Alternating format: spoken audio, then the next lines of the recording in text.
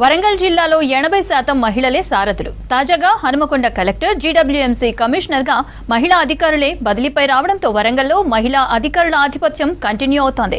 ఉమ్మడి జిల్లాలో 2 మహిళా మంత్రులున్నారు.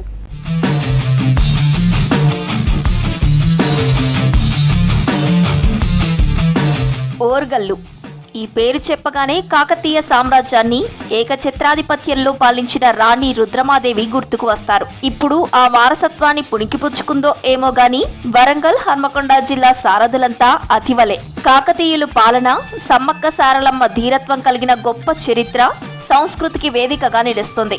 ఆ వారసత్వంతోనే ఇక్కడ నుంచి ఎంతో మంది అతివలు రాష్ట్రంలో తమదైన ముద్ర వేసుకుని రాణిస్తున్నారు. రాణి రుద్రమదేవి వారసత్వాన్ని పుణికిపుచ్చుకున్న అతివలు పరిపాలనలో స్త్రీ శక్తిని చాటుతున్నారు.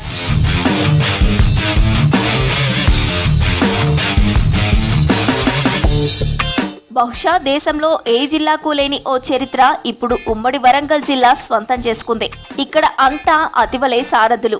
ఉన్నతాధికారుల నుంచి మొదలు ప్రజాప్రతినిధులలో 80% మహిళలే ఉండటం ప్రత్యేకంగా నిలుస్తోంది. రాష్ట్రంలో కాంగ్రెస్ తొలి క్యాబినెట్ లో 2 మహిళలకు మంత్రి పదవులు దక్కగా ఆ 2 మహిళా మంత్రులు సీతక్క, సురేఖ వరంగల్ జిల్లా వాసులే కావడం విశేషం. ఇలా జిల్లా నుంచి సీతక్క, సురేఖ, యశస్విని రెడ్డి 3 మహిళలు ఎమ్మెల్యేలుగా ఉన్నారు. ఇక వరంగల్ ఎంపీగా కడియం కావ్య, వరంగల్ మేయర్గా గుండు సుధారాణి ఉన్నారు.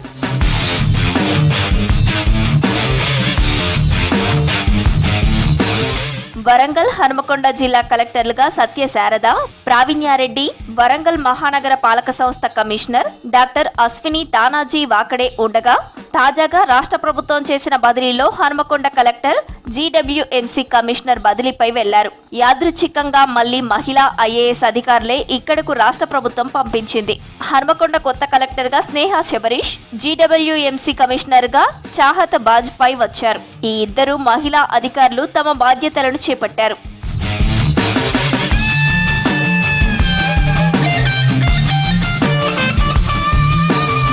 ఇప్పటికే ఈ జిల్లాలో ఉద్యోగులలోనూ మహిళలదే పైచేయి. వరంగల్ జిల్లాలో 2306 మంది మహిళా ఉద్యోగులు ఉన్నారు. హనుమకొండలో 3213 మంది కొనసాగుతున్నారు. ఇదే క్రమంలో రాష్ట్రంలో ఉత్తర తెలంగాణకు పెద్ద దిక్కుగా నిలిచే హనుమకొండ జిల్లా పాలన, హైదరాబాద్ తర్వాత అతి పెద్ద నగరంగా ఉన్న గ్రేటర్ పాలన పగ్గాలు మళ్లీ మహిళా మనుల చేతికే ఇచ్చింది సర్కార్. హనుమకొండ జిల్లాలకు వరుసగా 3వ మహిళా కలెక్టర్ గా వచ్చారు.